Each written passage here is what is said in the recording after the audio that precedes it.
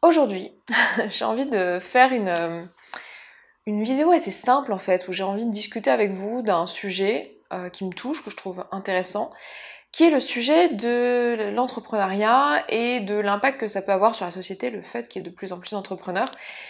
Alors, j'ai pas du tout, comment dire, une connaissance ultra globale de ce sujet-là, c'est vraiment une réflexion en cours. C'est vrai que c'est plus trop le type de vidéo que je fais ces derniers temps, des réflexions en cours comme ça.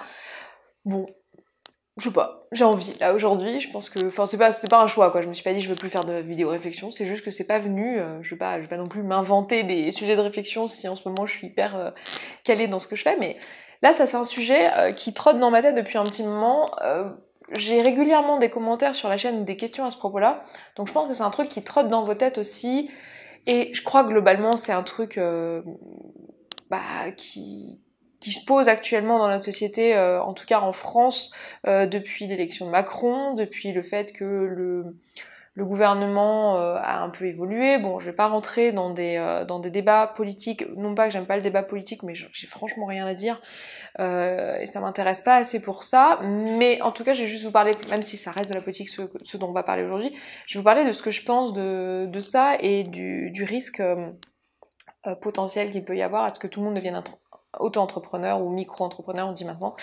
Déjà, je pense pas que ce soit possible, mais bon, quand on réfléchit à une problématique et une tendance, on a tendance à voir le pire des cas possibles pour pouvoir évaluer la gravité de la chose.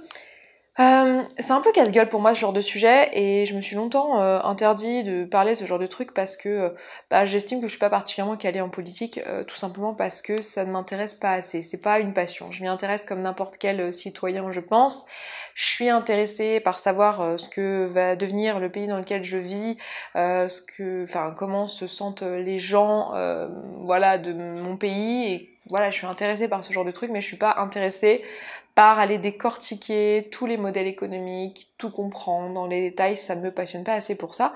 Du coup, c'est hyper difficile de se faire une opinion objective lorsqu'on n'est pas passionné par un sujet, et parce que parce qu'il faudrait aller creuser par soi-même en fait pour pouvoir se faire une opinion. Et en plus, typiquement, la politique, c'est un truc où les gens sont tellement à l'opposé les uns des autres que dans leur façon d'expliquer, ils sont pleins de biais, etc. Donc c'est très dur d'avoir du contenu qui soit objectif. Du coup, le mieux, ce serait de creuser soi-même, et c'est quelque chose que je ne fais pas assez sur ces sujets-là parce que ça ne me passionne pas. Donc, prenez avec des pincettes ce que je vais vous dire là, c'est ma réflexion en cours, il manque sûrement plein de choses. Je sais que vous compléterez, et je vous remercie déjà d'avance parce que je sais que vous le ferez avec bienveillance, pour la plupart d'entre vous en tout cas, si vous êtes déjà abonné à ma chaîne, si vous connaissez le ton de la chaîne ici, je sais que vous ferez ça de manière bienveillante. Voilà, en gros, la réflexion c'est: on est dans une société qui se libéralise de plus en plus et qui s'individualise de plus en plus. Je suis la première à faire partie de ça, puisque je suis moi-même entrepreneur, parce que je vous parle d'une thématique qui est récurrente, qui est le développement personnel, qui est quand même une thématique individualiste.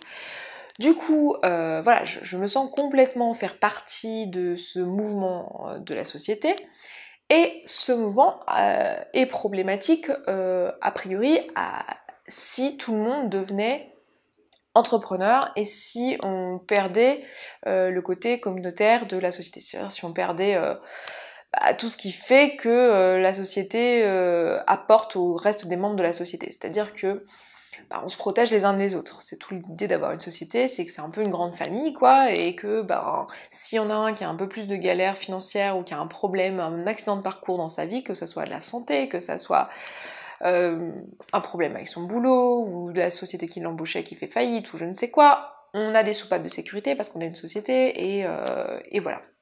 Le truc c'est que si tout le monde devient entrepreneur à son compte, dans des structures toutes petites comme la micro-entreprise, on va se passer d'une certaine couverture sociale, on va commencer à privatiser pas mal de trucs. Bon, ça c'est encore un autre problème, hein, la privatisation du secteur public, mais voilà, on a en tout cas plein de petites entreprises qui viennent répondre à des besoins qui devraient être répondus, c'est une question de valeur, hein, donc là c'est très subjectif, mais qui devrait pour beaucoup de personnes, selon les valeurs globales qu'on partage, faire partie du secteur public. Je pense par exemple à la privatisation des chemins de fer, je pense à la privatisation de tout un tas de services qui sont communs. On a parlé de l'eau, l'électricité ces dernières années. Bref, tout ça est très politique. Je sais que c'est casse-gueule parce que je ne suis pas super calée. Mais en tant que personne qui suis entrepreneur, évidemment, c'est une question que je me pose pour moi-même et je me demande de... Enfin, je me remets en question et je me pose la question de l'impact que mon choix de vie a sur le reste de la société. Et je me questionne régulièrement, ne serait-ce que parce que vous m'amenez à le faire, tout simplement, parce qu'on est là sur une plateforme d'échange, donc du coup je suis constamment confrontée à d'autres opinions qui vont pas forcément dans le même sens que les opinions que j'ai autour de moi des personnes qui me ressemblent, parce que malheureusement dans la vie on côtoie surtout des personnes qui nous ressemblent, malheureusement ou heureusement, je ne sais pas trop comment faut voir la chose, mais voilà. Du coup c'est vraiment une question que j'ai en tâche de fond, quoi. Est-ce que c'est une bonne chose, est-ce que c'est une mauvaise chose? Et en fait, j'ai pas de réponse à ça. Je pense que globalement, je suis pas d'accord avec l'idée de me dire que peut-être un jour on serait dans une société complètement libérale ou voilà, qui tend l'individualisme, parce que comment dire, je suis complètement pour la liberté individuelle, mais c'est un problème, c'est que il faut pas que cette liberté individuelle impacte la liberté des autres. Et malheureusement, ça l'est de manière indirecte, ça l'impacte de manière indirecte.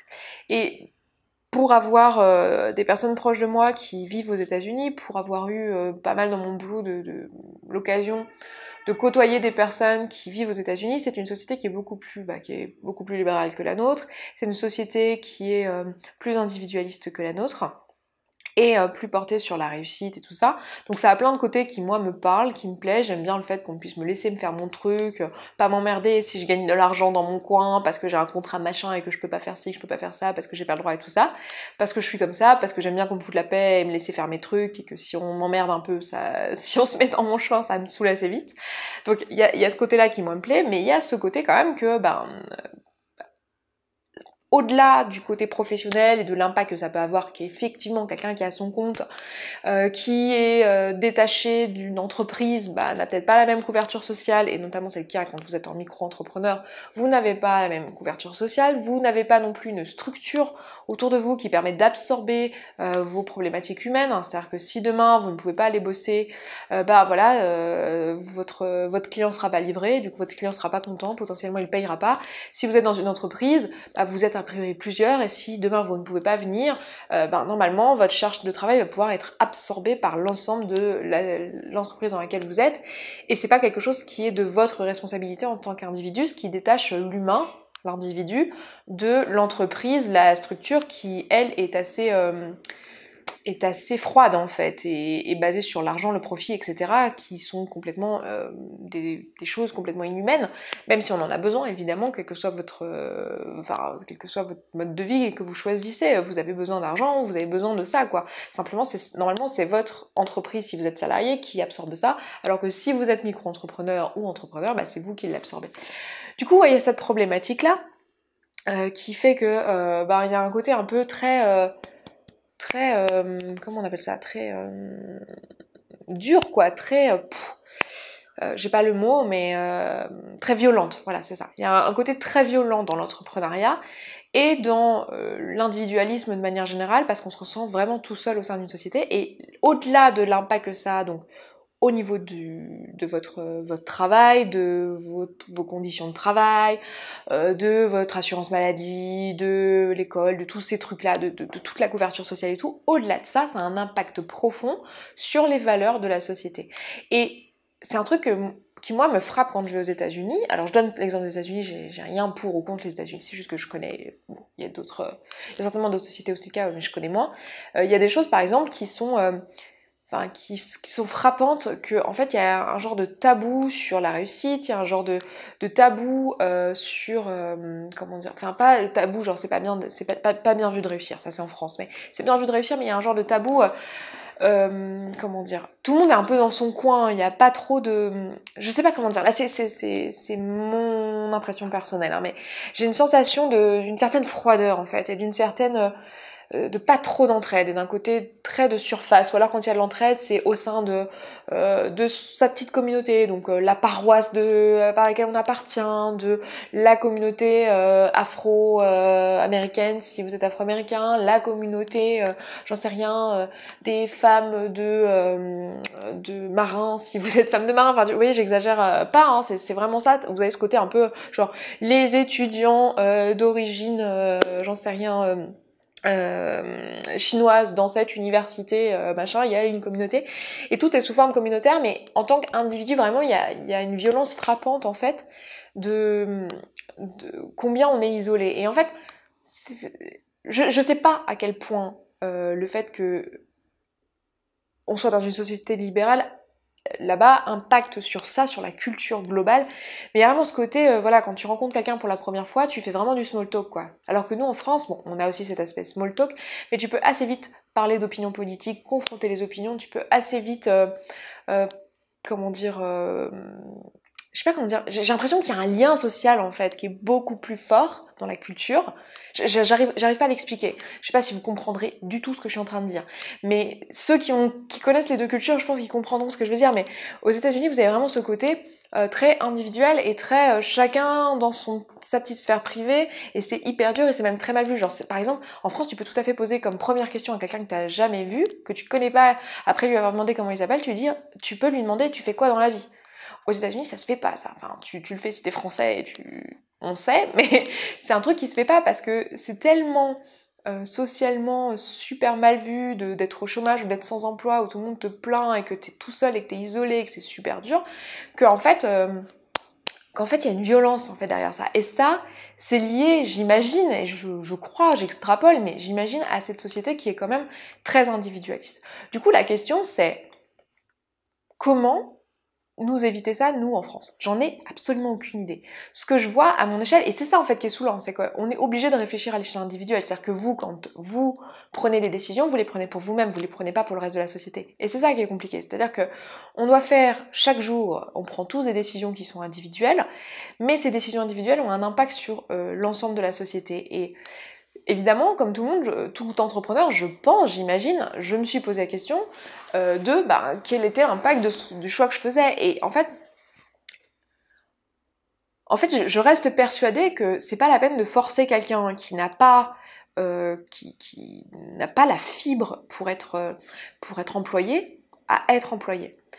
Je pense que c'est important de respecter le fait que on est tous différents et que l'entrepreneuriat c'est vraiment un truc qui convient à beaucoup de monde. Ça convient pas du tout à tout le monde. Et en fait, je crois que le débat aussi qu'il y a derrière ça, c'est que très souvent quand on voit par exemple les chauffeurs Uber, quand on voit plus en plus d'entrepreneurs qui fleurissent sur le net, etc. Il y a un peu cette peur que du coup toute la société va s'ubériser un peu, mais je pense que c'est pas possible. Mais je pense qu'effectivement on peut encore pousser un peu plus loin et que si on pousse un peu plus loin, ça pourrait avoir un impact négatif sur la société de l'ordre de celui que je vous proposais juste avant. Sachant que, comme je vous ai dit en tout début de vidéo, je suis pas ultra calée, donc il y a sûrement plein de trucs qui m'échappent. Mais moi, de ce que je vois depuis mes petites lunettes très restreintes de ma petite expérience de vie, c'est ce que je vois. Et ouais, ça fait flipper, mais en même temps, je me vois pas dire à quelqu'un pour qui l'entrepreneuriat c'est trop sa voie et qui était limite dépressif dans son taf parce qu'il faisait un bullshit job, lui dire non mais en fait t'impactes négativement la société, reste dans ton boulot de merde et continue à faire des choses inutiles plutôt que d'essayer de donner du sens à ta vie. Enfin, je trouve que c'est un peu injuste et un peu simpliste en fait de penser les choses comme ça. Je pense que surtout, je pense que la problématique elle est plus globale et que en fait, je sais pas comment dire, ça part dans tous les sens. Je sais pas si vous arriverez à me suivre parce que ça part vraiment dans tous les sens. Mais en fait, j'ai la sensation que quand moi, en tant qu'individu, j'ai parlé de moi du coup, comme ça j'endosse la responsabilité de ce que je dis, mais moi en tant qu'individu Esther Taïfé qui devient entrepreneur, etc., j'ai la sensation de faire un choix qui m'est personnel. J'ai la sensation de faire un choix qui n'impacte que moi, qui réfléchit selon mes valeurs, qui me ressemble et nanana et nanana. C'est vrai, mais dans une certaine mesure, c'est-à-dire qu'en fait, je suis influencée par la société dans laquelle je vis. Évidemment, je suis née dans un pays où je suis privilégiée, où j'ai cette opportunité de me poser ce type de questions. Est-ce que je suis obligée de rester salariée? Est-ce que j'ai la possibilité d'être à mon compte? Est-ce que je peux me permettre de faire ce que j'aime? Évidemment, c'est un luxe énorme que tout le monde n'a pas. Et je sais plus où je voulais en venir avec ça. Évidemment, j'ai la sensation de prendre une décision pour moi-même, mais cette décision, elle est motivée par tout l'environnement qui m'entoure. C'est-à-dire que j'aurais jamais eu cette idée si j'étais pas née ici, à cette époque, et que j'aurais pas côtoyé, et que je n'avais pas côtoyé les gens que j'ai côtoyés. Et c'est la même chose pour chacun d'entre vous aussi, en fait. Et du coup, arriver et dire, ouais, j'essaye de faire des choix pour moi-même, en fait, c'est presque prétentieux, j'ai envie de dire. Pas dans le mauvais sens du terme, c'est pas moi qui me fait peur, la prétention, mais dans le sens que, en fait, c'est plutôt se leurrer soi-même, parce qu'on peut pas faire des choix complètement éclairés, et voilà. Et en fait, je crois qu'on fait tous de notre mieux, et que la société telle qu'elle est là, que ce soit le salariat ou l'entrepreneuriat, est extrêmement violente, en fait.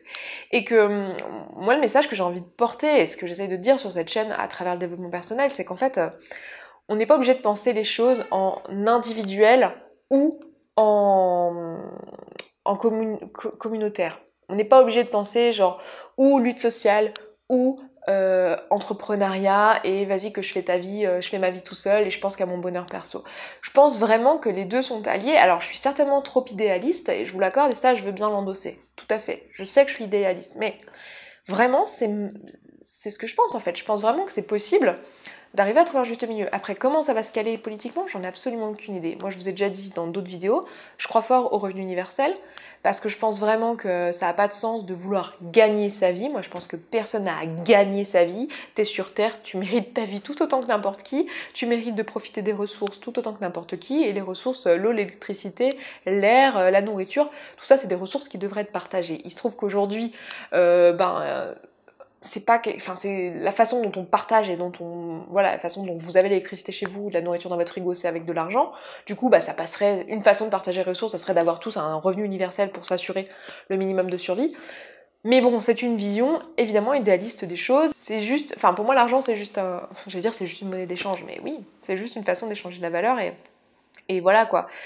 Bref, je suis en train de m'égarer, je vais m'arrêter là. Je pense qu'il y a beaucoup de gens qui vont être énervés par cette vidéo parce que je suis pas allée assez en détail et que j'oublie plein de choses et que je simplifie des choses et tout ça, mais tant pis, j'ai vraiment envie... En fait, je me rends compte que la raison pour laquelle j'ai envie de faire cette vidéo, et des fois j'ai envie de faire ce type de vidéo, je le fais pas nécessairement parce que j'estime que j'ai pas assez d'informations. En fait, la raison pour laquelle j'ai envie de le faire, c'est pas particulièrement pour vous informer. C'est hyper égoïste en fait. C'est pas que j'ai envie de vous informer de trucs, vous apprendre des choses, ou que ce que je vous dis ça puisse vous servir dans votre vie et tout.